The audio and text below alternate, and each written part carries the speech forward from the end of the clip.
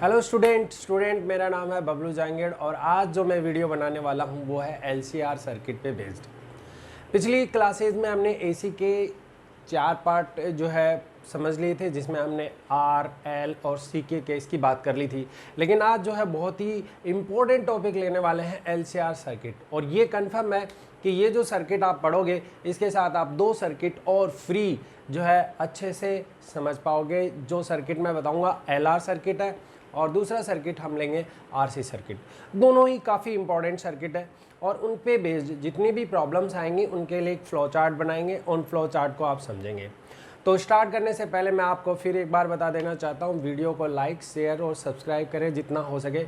और अभी हम स्टार्ट करने वाले हैं। Now we are going to discuss about the topic है हमारा एलसीआर सर्किट। ठीक है, तो हम यहाँ पे टॉपिक स्टार्ट कर रहे हैं एलसीआर सर्किट। काफ़ी इंपॉर्टेंट टॉपिक है एलसीआर सर्किट। ओके, ये हम शुरू कर रहे हैं। नाउ इस टॉपिक के अंदर क्या करने वाले हैं हम, फर्स्ट ऑफ ऑल हमने यहाँ पे क्या लिया, एक सबसे पहले मैं एक डायग्राम बनाऊंगा। यहाँ पे मैंने एक रेजिस्टेंस ले लिया, उसके बाद मैंने यहाँ पे एक कैपेसिटर ले लिया और उसके बाद मैंने एक इंडक्टर कॉइल ले ली। ठीक है, और इस इंडक्टर कॉइल को मैंने सीरीज में कनेक्ट कर दिया है किसी एक एसी सोर्स ऑफ वोल्टेज के साथ। ये हमारा एक एसी सोर्स ऑफ वोल्टेज का सिंबल होता है, जिसके साथ मैंने इसको क्या कर दिया, सीरीज में कनेक्ट कर दिया। ये हमारे पास एक इंडक्टर कॉइल एल है। नाउ यहाँ पर जो हम वोल्टेज देते हैं, voltage given by the AC source, वो लिखा जाता है, it can be written as V naught sine omega t. और इसके बारे में आप ऑलरेडी जानते हो, क्योंकि ये बार बार यही इक्वेशन को हम यूज़ करते हैं। हमेशा की तरह जब भी मैं डेरिवेशन कराता हूँ तो मेरे दिमाग में एक बात होनी चाहिए कि मुझे V से ऑलवेज I की तरफ बढ़ना है। ठीक है, स्टार्ट करते हैं। सबसे पहले मैं फेजर डायग्राम की बात करूँगा, जो आपने R, C और L के केस में पढ़ा है। तो यहाँ पे स्टार्ट करते हैं R के केस में फेजर डायग्राम। तो सबसे पहले हम बात करेंगे कि यहाँ जितना भी वोल्टेज दिया जाएगा, ये जो भी वोल्टेज दिया जाएगा, ये तीनों के एक्रॉस चला जाएगा। यानी यहाँ पर वोल्टेज VR होगा इसके एक्रॉस, और यहाँ वोल्टेज VC होगा इसके एक्रॉस, और इस इंडक्टर कॉइल के एक्रॉस जो वोल्टेज होगा वो VL होगा। ठीक है, अब हम यहाँ पे ही फेजर डायग्राम बनाना चाहेंगे ताकि मतलब क्वेश्चन को जो है, इस टॉपिक को बहुत अच्छे से किया जा सके। तो यहाँ पे देखो, वोल्टेज और करंट के बीच में जब हमने केवल हमारे पास प्योर रेजिस्टेंस था, उस केस में जब हमने बात की थी, तो उस केस में फेजर डायग्राम जो था वोल्टेज और करंट के बीच में वो सेम डायरेक्शन में था। तो हम यहाँ पे रेड मार्कर से यहाँ पे यूज़ करके बताऊँगा मैं, और मैं केवल पीक वैल्यूज़ के बीच में ही ये वोल्टेज और इसके बीच की बात करूँगा। तो यहाँ पर जो वोल्टेज था वो था हमारा वी नॉट आर इसलिए ले रहा हूँ क्योंकि this is the peak value of resistance. और यहाँ पे करंट जो है वो भी इसी डायरेक्शन में थी, मतलब दोनों के दोनों सेम फेज में थे। तो ये जो हमने फेजर डायग्राम बनाया, ये बेसिकली किसके केस में था, जब हमने रेजिस्टेंस को वहाँ पर एसी सोर्स से कनेक्ट किया था। नाउ सी के केस की अगर बात करते हैं, तो सी के केस की बात करने से पहले मुझे पता है कि वोल्टेज यानी करंट की जो मैक्सिमम वैल्यू है, जिसे मैं आई नोट से रिप्रेजेंट करता हूँ पीक वैल्यू, और वहाँ पे वोल्टेज के बीच में जो फेज होता था, फेज डिफरेंस, वो फेज डिफरेंस यहाँ पे π/2 होता था। तो ये था वोल्टेज सी के कारण, और ये जो फेज था ये कितना था, π/2 रेडियन पीछे था।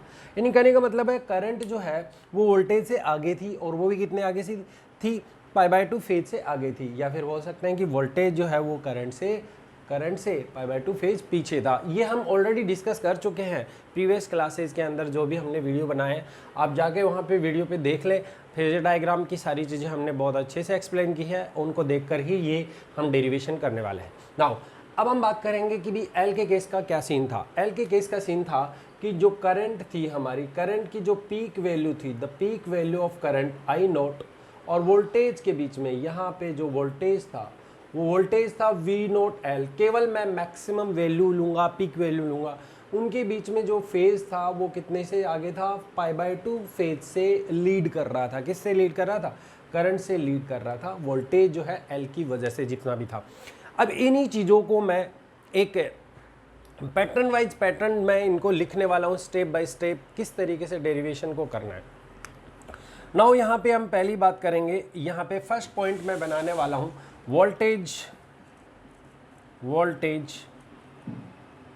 across the resistance across the R।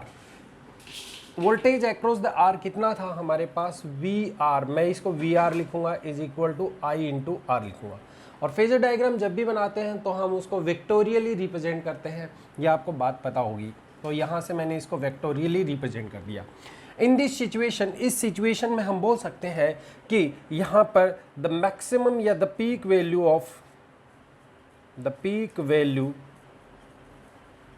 Of V naught R, V naught R मतलब R के कारण वोल्टेज की, एंड करंट और जो करंट है I naught R in the same phase, दोनों जो है वो सेम फेज में है। इसका मतलब इन दोनों के बीच में जो फेज डिफरेंस है फाई जो हम लेंगे वो कितना है, 0 डिग्री है। और ये दिख भी रहा है यहाँ पे वोल्टेज और करंट दोनों सेम फेज में है, तो यहाँ से कोई डाउट होना नहीं चाहिए। नाउ दो सेकंड पॉइंट हम बनाने वाले हैं, वो है हमारा वोल्टेज सी के कारण। तो हम बोलेंगे, यही लाइन में लिखूंगा बट इस बार वोल्टेज थोड़ा लिख देते हैं, voltage across the capacitor, pure capacitor C के केस में, और वो कितना था, VC इज इक्वल टू ये आ जाएगा I इंटू सी। अच्छा, एक चीज़ और भी यहाँ पे देखने वाले थे हम कि जो पीक वैल्यू है, जब पीक वैल्यू जो वोल्टेज की जो पीक वैल्यू है वो भी मैं लिख देता हूँ, the peak value of voltage, ठीक है, across the resistance across the R के केस में वो कितनी थी, वो हमारे पास थी V naught R is equal to, ये जो सेम चीज़ है ये यहाँ पे लिख देते हैं I नॉट इंटू R।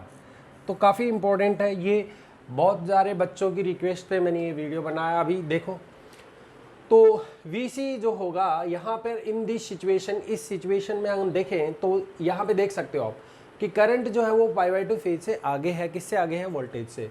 तो इस सिचुएशन में, इन दिस सिचुएशन मैं लिख देता हूँ यहाँ पे, in this situation the current ठीक है, lead with the phase of π/2 radian, किसके साथ, π/2 radian with respect to voltage के साथ, ठीक है ना। अब इस सिचुएशन में हमने देखा π/2 रेडियन जो है वो कौन, करंट आगे है, किससे, वोल्टेज से आगे है। तो हम यहाँ लिख सकते हैं जहाँ वेयर पीक वैल्यू जो भी पीक वैल्यू होगी वोल्टेज की, पीक वैल्यू, तो पीक वैल्यू हमें मिलेगी, वो कितनी मिलेगी यहीं से देख के बता देते हैं, V naught C is equal to हो जाएगा I नॉट इंटू सी।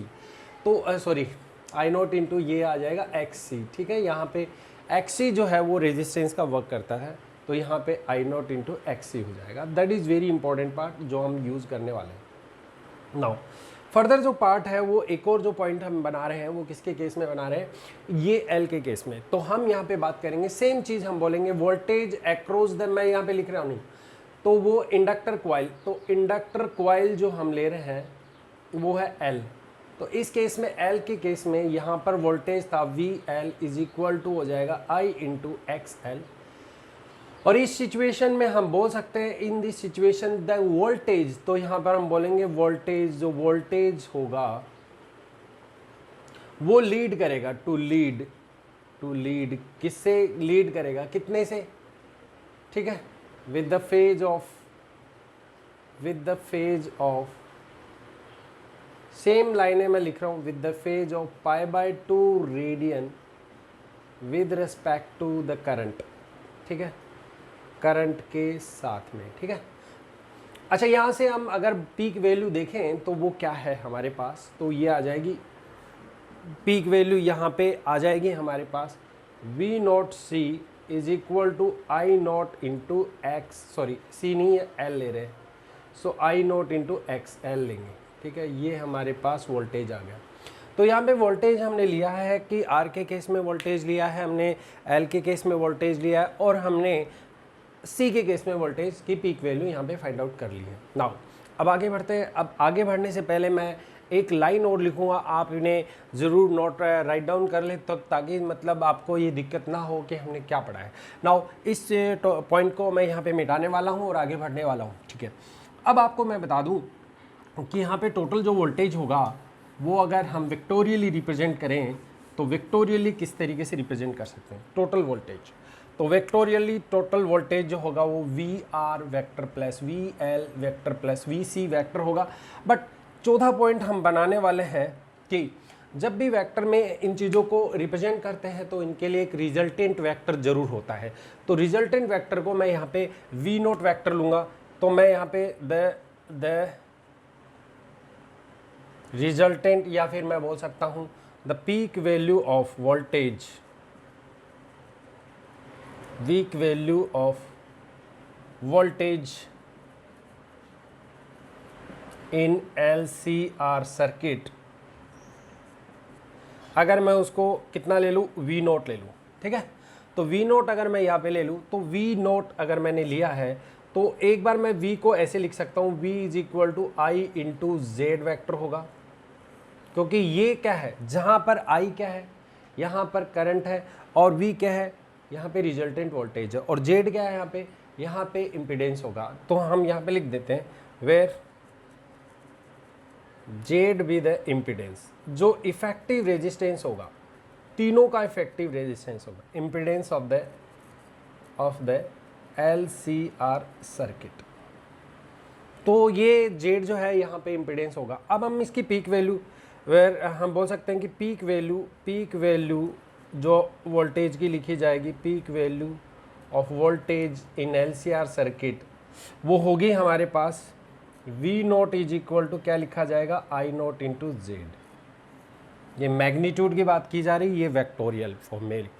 अब हो सकता है कि कोई भी एंगल से वो आगे हो, फाई एंगल से आगे है या पीछे है, वो हम सब सारी चीज़ें फेजर डायग्राम बना के दिखाएंगे, और फेजर डायग्राम बनाकर ही हम उस चीज़ को समझने वाले हैं। तो अब हम स्टार्ट करेंगे कि यहाँ पे फेजर डायग्राम कैसे बनाया जाएगा। तो अब इस सिचुएशन में हमने ये 2 पॉइंट मिटाए हैं, वो मैं आपको बता दूंगा कि हमने क्या क्या चीज़ कैसे कैसे लिखी हुई है। अच्छा, यहाँ पे एक चीज़ और भी आपको समझनी है, वो क्या है, अब हम फेजर डायग्राम बनाएंगे और फेजर डायग्राम से हम 2 केस की बात करेंगे। तो फर्स्ट केस, तो हम यहाँ पे फर्स्ट ले रहे हैं। इस सिचुएशन में हम जो केस फर्स्ट ले रहे हैं उसमें हम बोलेंगे इफ़, अगर मैं बोल दूँ वी नोट एल की वैल्यू अगर वी नोट सी से ग्रेटर हो, यानी वी नोट एल की वैल्यू, यानी एल के कारण जो वोल्टेज है वो सी के कारण वोल्टेज से ज़्यादा है, तो उस सिचुएशन में हम लेके चलेंगे। तो हम ना इसको ऐसे भी लिख सकते हैं, आई नोट एक्स एल जो है वो भी आई नोट एक्स सी से ग्रेटर होगा। सो आई नोट से आई नोट कैंसिल हो गया, तो हम बोल सकते हैं इन दिस सिचुएशन एक्सएल जो है वो एक्सी से ग्रेटर होगा। अच्छा, इस सिचुएशन में हम ये करने वाले हैं, पूरा फेजर डायग्राम बनाने वाले हैं। तो फेजर डायग्राम को समझे, बहुत इंपॉर्टेंट पार्ट होता है। तो सबसे पहले फेजर डायग्राम बनाने से पहले मैं यहाँ पे एक्स एक्सिस और वाई एक्सिस ड्रॉ कर लेता हूँ। पहले ये हमारे पास वाई एक्सिस है, थोड़ा सा डायग्राम सही बनाना पड़ेगा ताकि मतलब हमें समझ में आए, हम फेजर डायग्राम बना रहे हैं भाई। तो यहाँ पे हम ये एक्स एक्सिस ले रहे हैं, ये वाई एक्सिस ले रहे हैं। अच्छा, हम क्या कर रहे हैं, यहाँ पे फेजर डायग्राम बना रहे हैं, फेजर डायग्राम बना रहे हैं ना। तो यहाँ पे ये एक्स एक्सिस और ये हमारा है वाई एक्सिस। अब इसको समझना है, देखो कैसे समझेंगे हम। सबसे पहले बात करेंगे, देखो तीनों चीज़ें हमें यहाँ पे गिवन है, वी नोट और आई नोट, और वी नोट और V naught C, V naught और वी नोट एल और आई नोट। तो इन्हीं को लेकर हम ये फेजर डायग्राम बनाने वाले हैं। तो सबसे पहले मैं ना आपको बता दूं कि पहले इसका फेज बनाना है। तो इसका बनाने से पहले हम क्या करते हैं कि यहाँ पे करंट के लिए मैंने ये बना दिया। तो ये करंट और वोल्टेज का है, ये वोल्टेज हम यहाँ पे ले रहे हैं। सो वोल्टेज वी नोट कितना है, वी नोट आर है, और करंट जो है वो इसी फेज में होगी बट पीछे होगी, ठीक है, सेम फेज में होंगी। ये मैंने आर का केस यहाँ पे बना दिया, मतलब वी नोट और आई नोट आर को, पहले आर का केस सोल्व कर लिया उसके बाद में मुझे पता है कि ये वाला एंगल कितना होता था, ऑलवेज मुझे पता है कि ये वाला एंगल ओमेगा टी लेते थे। नाउ अब आगे बढ़ते हैं। अब हम बात करेंगे कि भी वोल्टेज, करंट यहाँ पे आई नोट है और यहाँ पे वोल्टेज की बात करेंगे। तो वोल्टेज जो है वो कितने फेज से आगे है। देखो एल के केस में वोल्टेज, करंट वोल्टेज जो है वो आई नोट से 5/2 फेज आगे है, तो हम आगे लेंगे। तो वोल्टेज हम आगे लेते हैं, तो एकदम 90 डिग्री पे हम ये वोल्टेज लेंगे। तो हमने सॉरी यहाँ पे डायग्राम जो बना रहे हैं वो थोड़ा अच्छा बनना चाहिए ताकि समझ में आए चीज़ें। तो यहाँ पे हम ना वोल्टेज ले रहे हैं, ये हमारे पास वोल्टेज है किसका, V0L का। और ये कितने डिग्री, कितने फेज से आगे है, π/2 फेज से आगे है, ये ऑलरेडी हम जानते हैं, ठीक है। क्योंकि करंट और इसके बीच में ये रिलेशन होता है। करंट को हम रेफरेंस के फॉर्म में यहाँ पे देखेंगे, उसके बाद सारे डायग्राम बनाएंगे। इसके बाद देखो करंट को देखकर और इस C के कारण वोल्टेज को देखो, ये वोल्टेज जो है वो π/2 फेज से पीछे है, तो π/2 फेज से पीछे। और वैसे भी हमें पता करना है कि V0L ये मैग्नीट्यूड है, इसका मैग्नीट्यूड इससे ज़्यादा है, मतलब ये कुछ भी होगा इससे ज़्यादा होगा। तो इस केस में इसको थोड़ा छोटा बनाना पड़ेगा, क्योंकि एक स्ट्रेट लाइन जो होती है वो रिप्रेजेंट करती है किसको, वेक्टर को। तो इस तरीके से मैंने यहाँ पे ये बनाया है क्या, V0C। तो ये मैंने ग्राफ बनाया V0C के केस में। अब हमें क्या करना है, फेज बनाना है। अब बहुत ही सिंपल सा एक क्वेश्चन है और इसको सोल्व करते हैं। V0L और V0C की अगर बात करेंगे तो अगर मैं इसको 15 ले लूँ, इसको 5 ले लूँ, तो ओवरऑल ये माइनस करेंगे तो कितना बचेगा, 10 बचेगा। 15 - 5, तो 10 जो होगा वो कौन सी डायरेक्शन में होगा, V0L की डायरेक्शन में हो। तो हम ना ये वाला जो पार्ट है, देखो इस बात को अच्छे से समझना, ये वाला जो पार्ट है इस वाले पार्ट को इस वाले पार्ट में से माइनस करना है। तो हो सकता है ये यहाँ कहीं आ रहा हो, तो इस वाले पार्ट में से इसको माइनस करना है। तो ये जब मैं माइनस करूँगा तो यहाँ तक की वैल्यू बचेगी मैग्नीट्यूड में, और वो वैल्यू कितनी होगी यहाँ पे, V0L - V0C, यानी मैंने इसको माइनस कर दिया इसमें से, ठीक है। तो ओवरऑल अब देखो, अब ओवरऑल आपको देखना है कि अपने पास दो ही वेक्टर बचे हैं, एक तो V0R और एक ये V0L - V0C। अब हमें ना इसको वेक्टोरियल फॉर्म में रिप्रेजेंट करना है। तो हम क्या करते थे कि parallelogram law of vector addition देखते थे, तो हम इसके बिल्कुल पैरेलल एक लाइन ऐसे ड्रॉ करते थे जो कि इसको रिप्रेजेंट करती थी, जो ये वेक्टर और ये वेक्टर सेम है, यानी ये V0R होगा तो ये भी V0R होगा, ठीक है ना। और एक लाइन हम यहाँ पे ड्रॉ करते थे, कब जब दोनों को हम यहाँ पे ये इंटरसेक्ट करते थे किसी पॉइंट पर।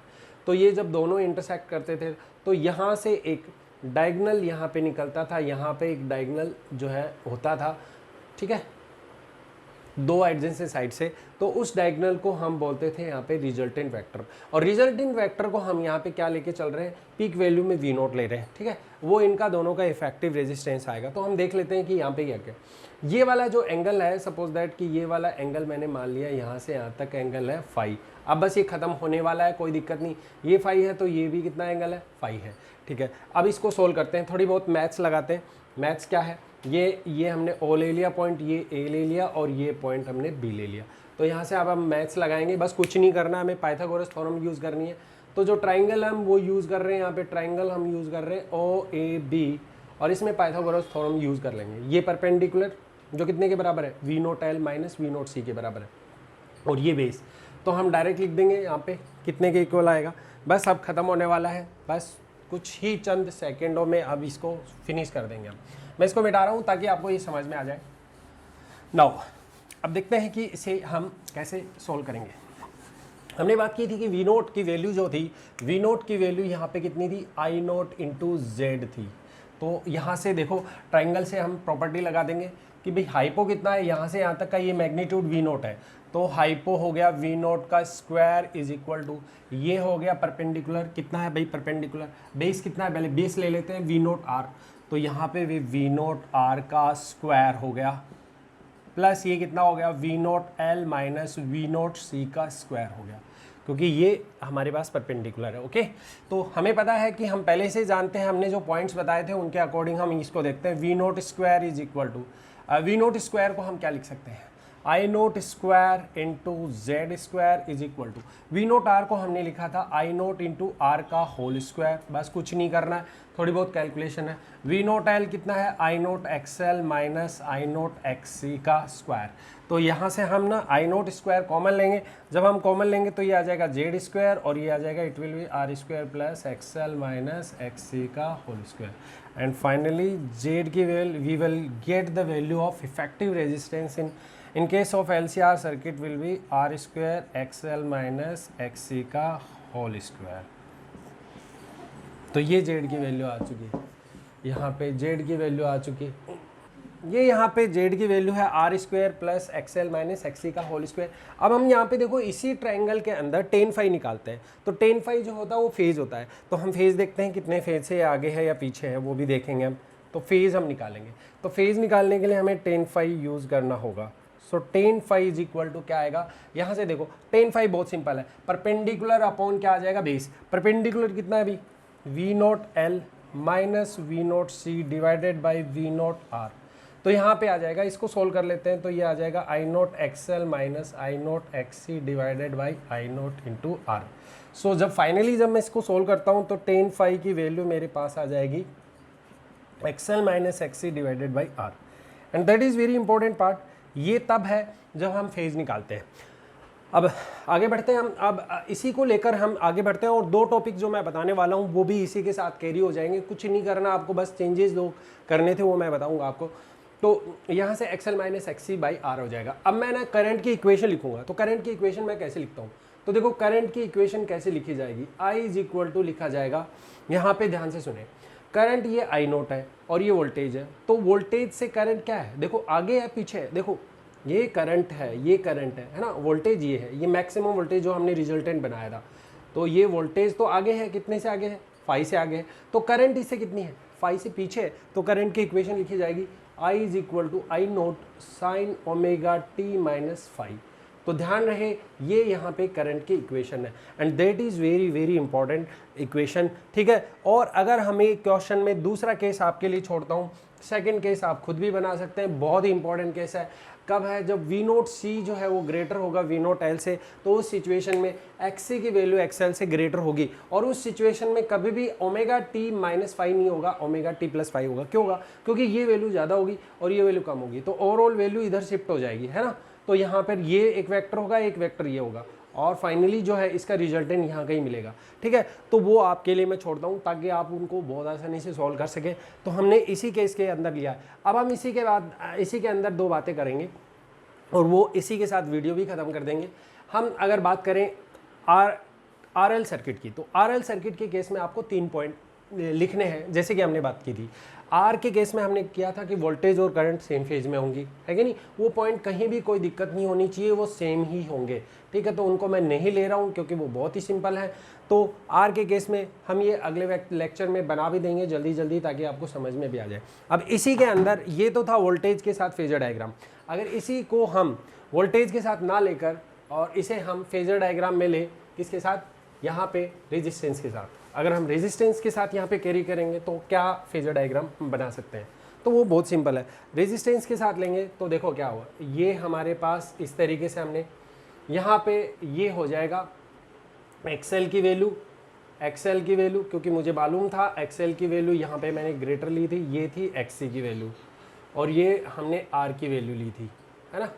तो इस केस में हमारे पास यहाँ पर क्या बचेगा, एक्सएल माइनस एक्ससी बचेगा क्योंकि ये ग्रेटर थी और ये आर था। तो इन दोनों वेक्टर्स को अगर हम एक रेजिस्टेंस में ऐसे मिला दें तो ये रिजल्टेंट आएगा, रिजल्टेंट यहाँ पे जेड होगा और ये जेड कितने एंगल से आगे है, 5 से आगे है, ठीक है। तो यहाँ से tan phi बहुत ही सिंपल तरीके से निकाला जा सकता है, यहाँ से भी हम tan phi निकाल सकते हैं और it will be X L minus X C divided by R. तो सेम चीज़ें हैं। कई बार आपको ग्राफ जो है कैसे दिया जाता है, कैसे पूछा जाता है, दैट इज़ वेरी इंपॉर्टेंट। हमने इफेक्टिव रेजिस्टेंस इम्पीडेंस का हमने फॉर्मूला फाइंड आउट कर लिया है और इसी वीडियो को हम यहीं पे ख़त्म करने वाले हैं। हम जो भी आपने ये पढ़ा है इसके आप फॉर्मूला लिस्टिंग करें, आप इसको समझें कि किस तरीके से हमने क्या क्या किया है और एलआर और आरसी सर्किट को हम नेक्स्ट फेज़ में बहुत ही कम टाइम में करने वाले हैं, क्योंकि ये चीज़ हम ऑलरेडी बता चुका हूँ मैं। जहाँ पर RL सर्किट का केस होगा वहाँ पर R और L ले, C को छोड़ दे और उन दोनों के बीच में देखें कि भी किस तरीके से फेज होंगे। जैसे कि हमने पहला डायग्राम बनाया उसमें से C को छोड़ देंगे और उसके बाद जो भी फेजर डायग्राम में बनेंगी उन चीज़ों को वैसे वैसे करते चलेंगे ट्राइंगल बना बना के। नाउ एक चीज़ हम यहाँ पे बताने वाले हैं कि ये जो हमने वीडियो बनाया है, इस वीडियो के बाद में हम कुछ फॉर्मेट बनाएंगे, ऐसा फॉर्मेट बनाएंगे, एक फ्लो चार्ट बनाएंगे जिससे कि क्वेश्चन को बहुत आसानी से जल्दी जल्दी लगाया जा सके, बहुत सारी अच्छी अच्छी प्रॉब्लम्स भी लेंगे और आपको पता चले कि बहुत ही कम टाइम में कितने जल्दी जो है हम क्वेश्चन को सोल्व कर सकते हैं। कभी भी LCR सर्किट से रिलेटेड या RL सर्किट से रिलेटेड या RC सर्किट से रिलेटेड कोई क्वेश्चन आता है तो तब तक के लिए मैं कहता हूँ वीडियो को प्लीज़ सब्सक्राइब करें, शेयर करें, जितना हो सके शेयर करें और लाइक करें और इस वीडियो को पहुँचा दें वहाँ तक जहाँ तक स्टूडेंट को ज़रूरत है। तो मिलते हैं नेक्स्ट वीडियो में। Thank you so much.